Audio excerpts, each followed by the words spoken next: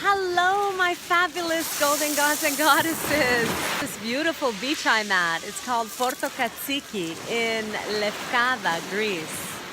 It is awesome.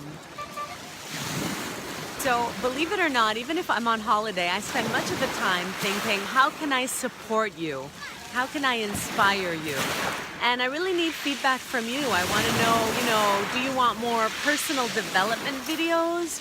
Do you want more tactics and strategies about working online like I do? At the same time, I'm letting nature inspire me here. I always have a pen and paper, sometimes also paints, just to inspire me to let both brain hemispheres work. I hope that you can all find time for rest and recuperation, do some summer holidays, and really unplug from the whole system. Get connected with the universe and the nature, because nature is a great inspiring force. Many of my life changes have happened in summer.